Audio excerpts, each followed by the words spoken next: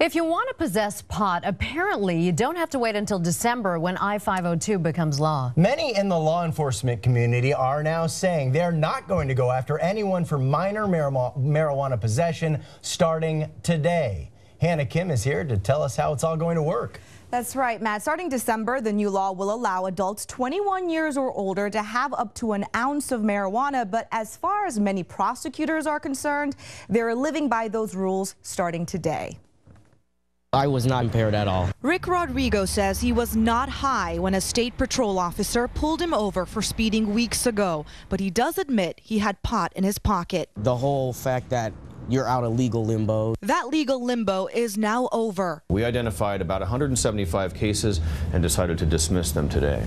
King County Prosecutor Dan Satterberg wiped clean all current and pending misdemeanor marijuana possession cases as long as it involved up to 1 ounce of pot. It's just the biggest sense of relief. Pierce County is also dropping about 50 marijuana cases ahead of I-502 becoming law in December.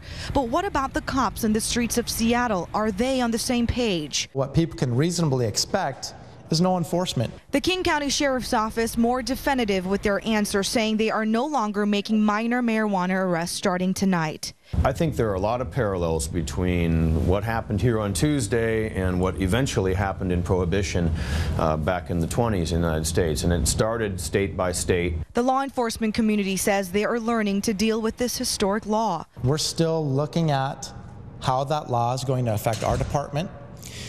Because there's that conflict between state and federal law. I don't believe the federal government is concerned about the possession of under an ounce by adults. I think they're really concerned about the state of Washington getting into the business of licensing the growing and production and retail of marijuana. If the fight goes to the U.S. Supreme Court, it could take years. For now, Satterberg says he is siding with Washington voters. It's consistent with the will of the people.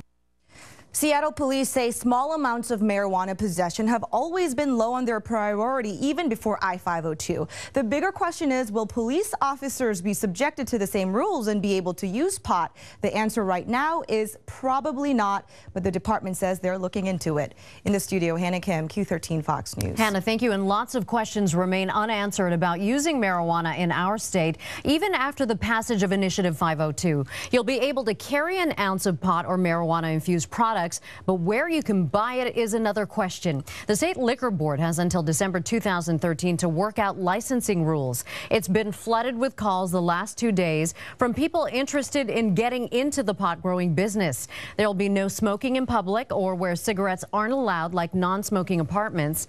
Now, if you want to be a Seattle cop, current rules say you must be pot-free for at least 3 years. Now, if pulled over while sober and an officer smells your baggie of pot, he'll need a warrant to search your car. Now, if he thinks you're impaired, he can ask to have your blood drawn as well.